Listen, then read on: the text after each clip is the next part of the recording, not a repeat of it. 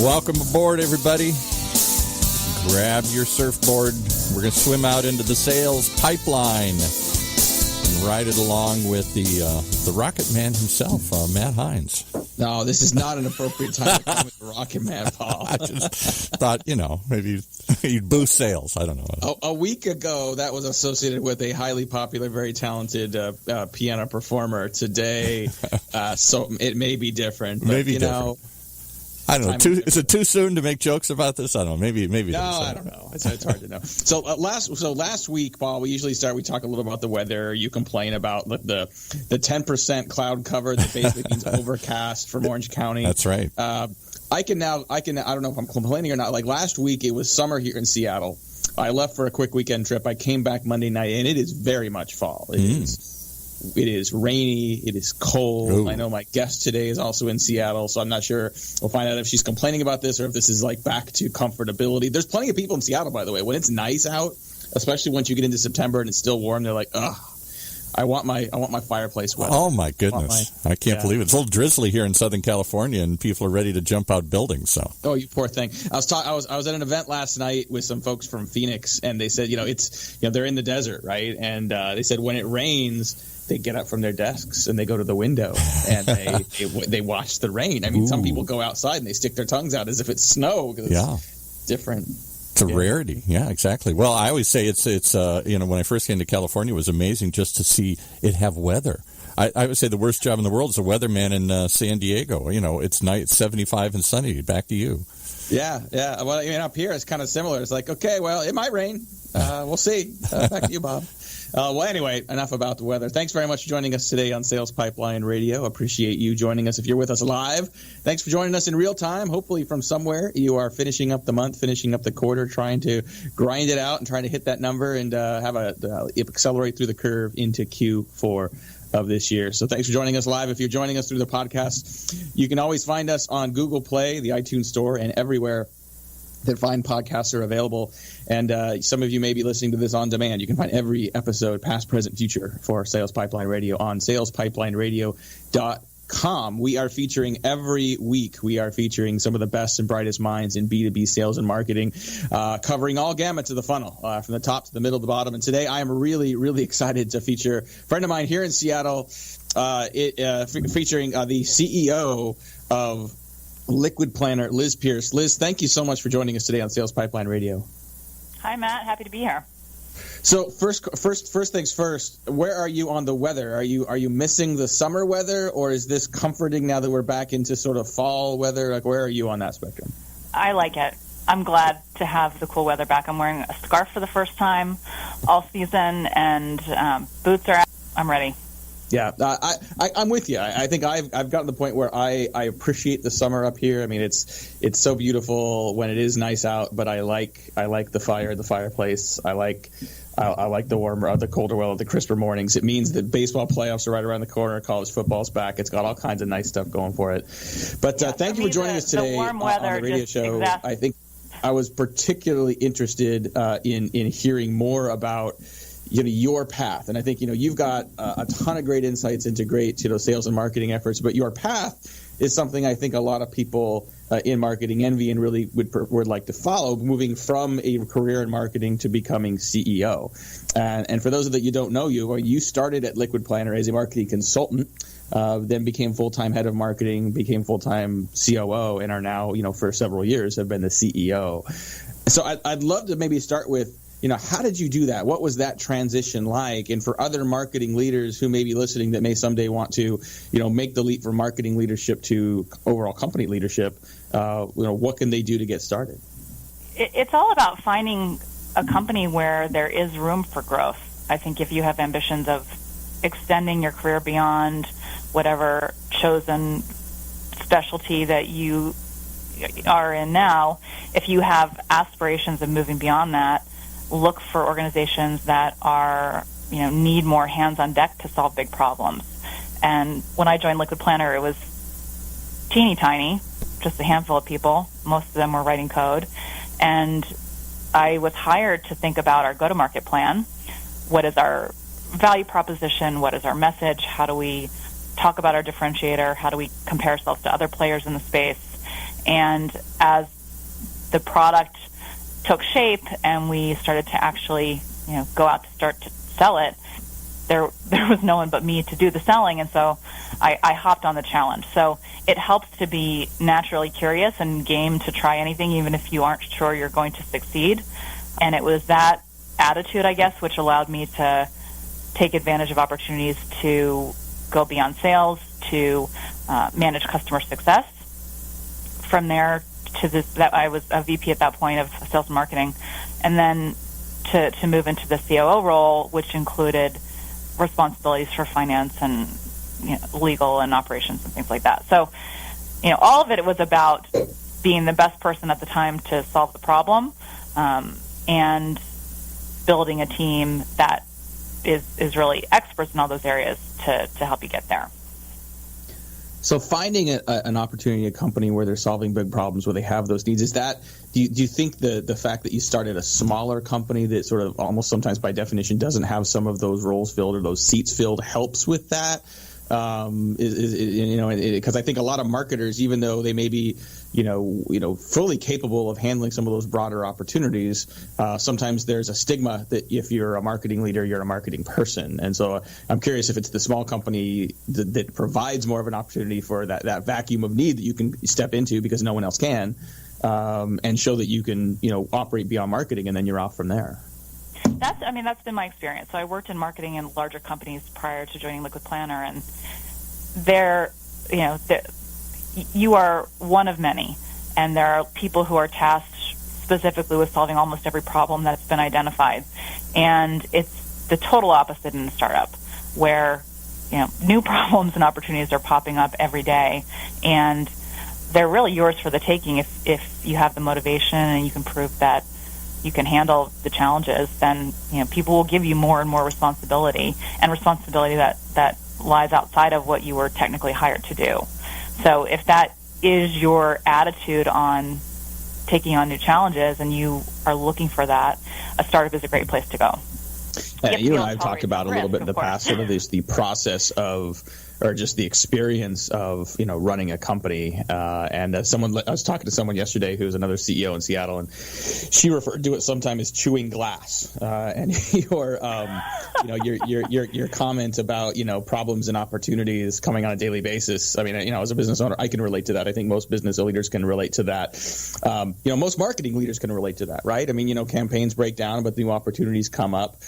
Does your approach to managing a business change relative to that versus managing sort of sales and marketing, or are you thinking about that in a similar way in terms of sort of mitigating problems, evaluating and taking advantage of opportunities, and so on?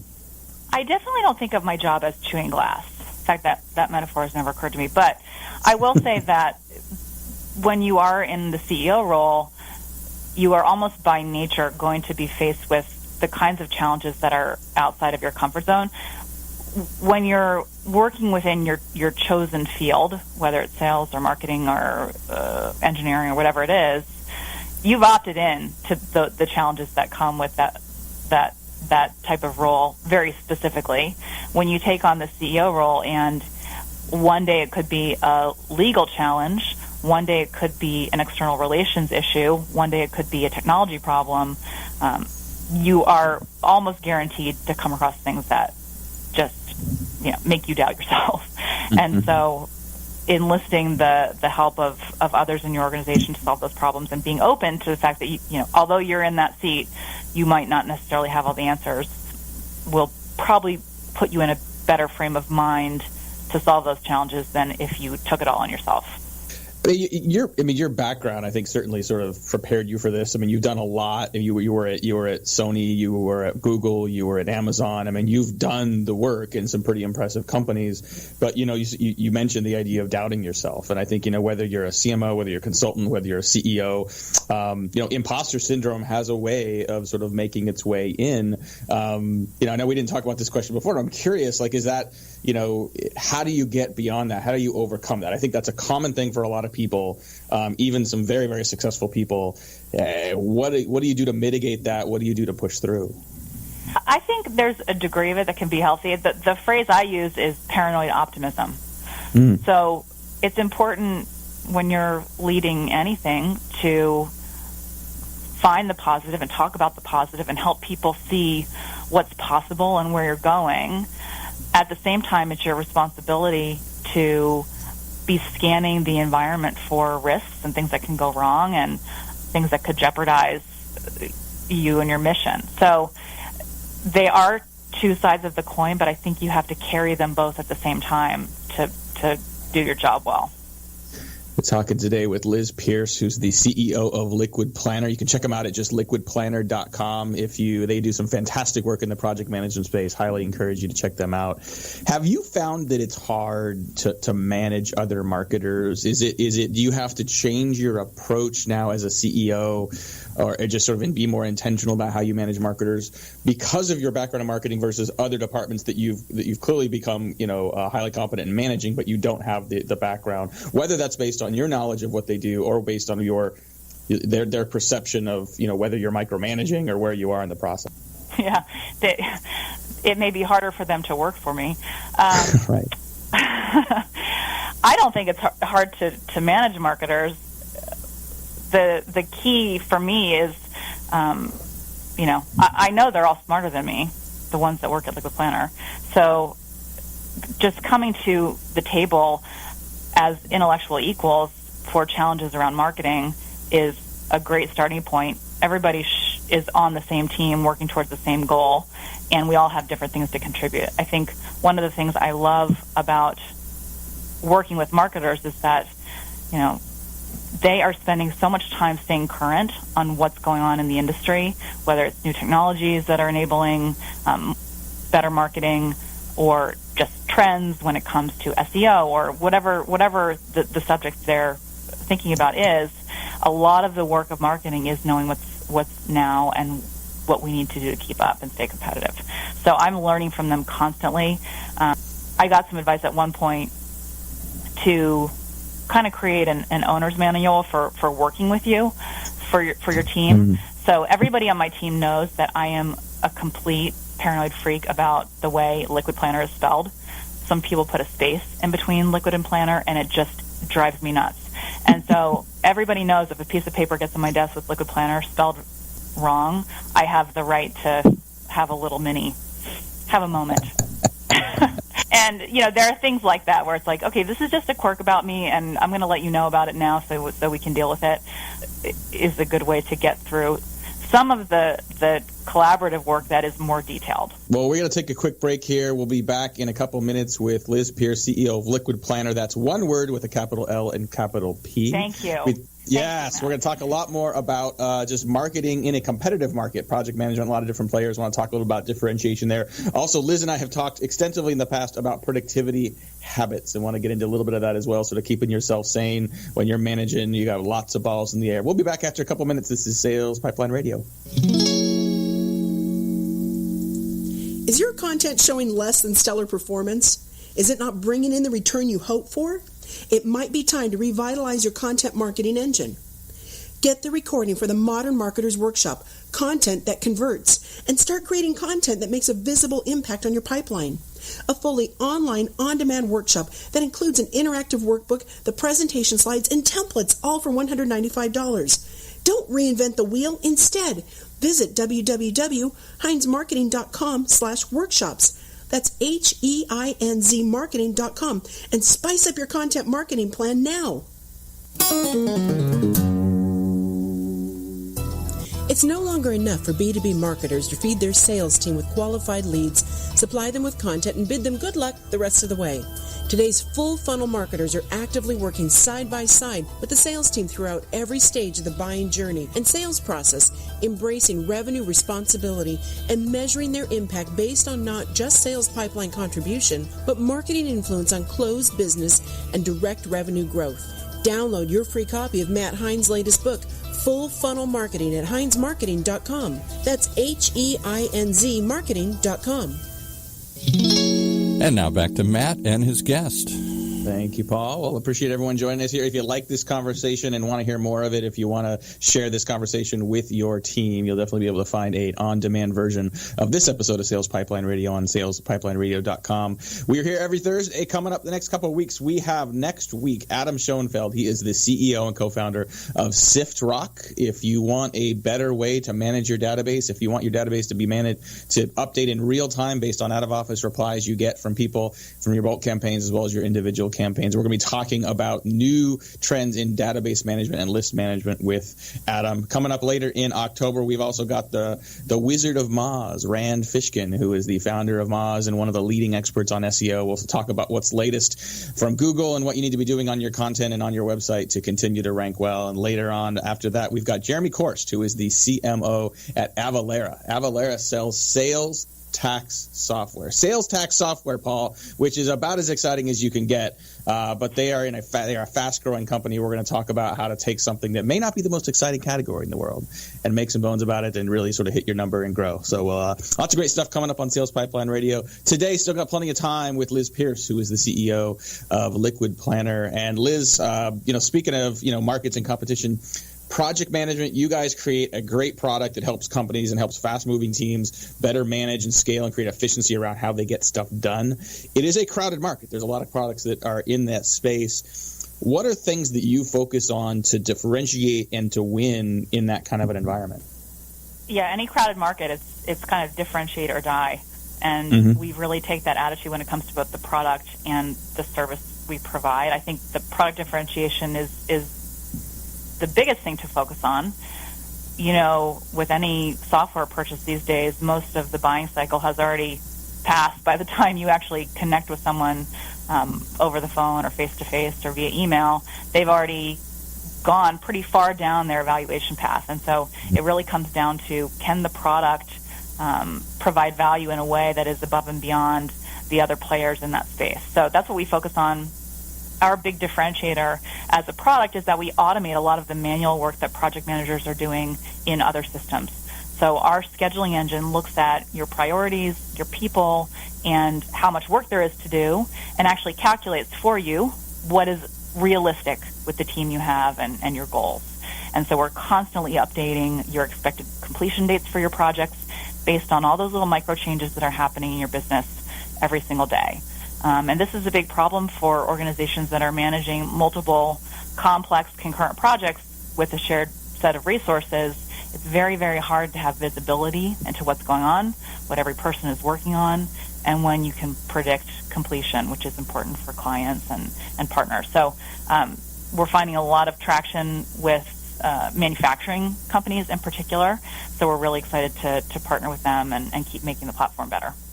Well, I believe you guys refer to this as dynamic project management, which is really critical, right? I mean, it's one thing to have an idea of what you want to execute up front. Best laid plans rarely survive contact with the battlefield. So as things adjust, and I've seen a lot of companies that whether they're using Microsoft Project or spreadsheets, they just spend an inordinate amount of time, updating that project plan, which really is not very efficient. Or feeling guilty about not having updated it. Yeah, exactly. And then if they haven't updated it, then all of a sudden, why did we have a plan in the first place? Now we're off the reservation. And I do think, talk a little bit about project management for marketers. I think about, the events you're doing on an ongoing basis, campaigns you're doing on an ongoing basis. I think the way a lot of companies manage this, it's through, email, Slack, meetings. How can a tool like LiquidPlanner and just dynamic project management help, marketers as they execute as well? Yeah, marketers are in a unique position when it comes to managing their work because there is a fair degree of what we do as marketers that is reactive. We're reacting to a piece of content that gets published or an article or a new opportunity that comes in for an event that's happening the following week. So we want to carve out some of our availability to be able to handle those opportunities well. At the same time, we are managing sometimes very long-term projects. We at LiquidPlanner just kicked off a big multi-touch campaign that used multiple channels, involved multiple teams, and we had to manage that in the same way we would manage a technology project with clearly defined steps, owners, dependencies, phases, data, all of that. So I think there has to be room within the culture of the marketing organization for more ad hoc task management where you're quickly and rapidly prioritizing smaller items, and a capability for longer-term planning.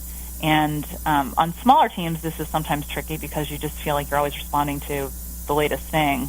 And in larger organizations, they typically have this capability, staffed. But it is something that, as marketers, we should be getting better at. There are a lot of different tools you can use to manage it. We, of course, use LiquidPlanner, which allows us to combine multiple methodologies in a single environment. But whatever tool you use, I think having visibility, prioritizing, and making sure there's accountability is the foundation for being an efficient team.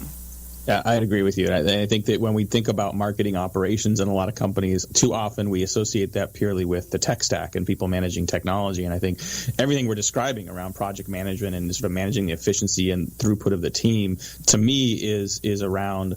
It speaks to marketing operations and the opportunity there. Speaking of efficiency, I know we've just got a couple more minutes. You and I have talked a lot about productivity habits, and I remember one of the first times sitting down with you when you started walking through how you manage your day, and sort of it's not just work, it's life and it's home and it's other stuff. And I remember just being basically slack-jawed at how well you have that dialed in.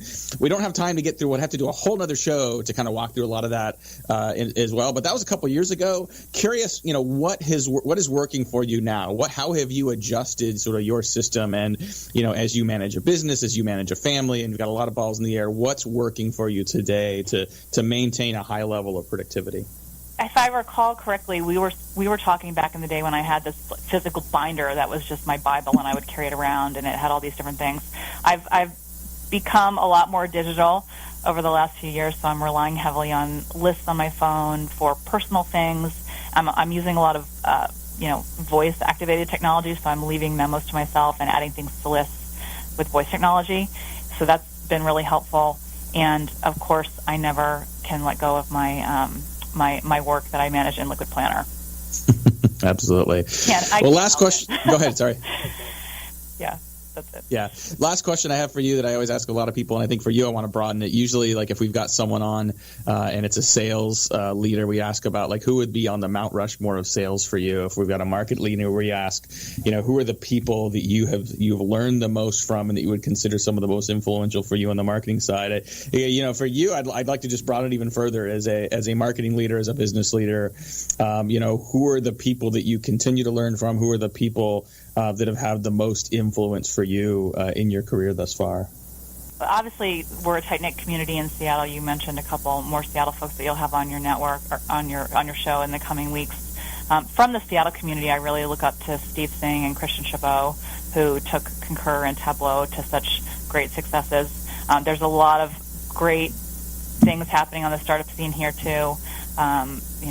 Outreach is doing great stuff, and Manny over there is an inspiration. So tons of places to look for motivation to keep pushing and pushing and pushing our business forward.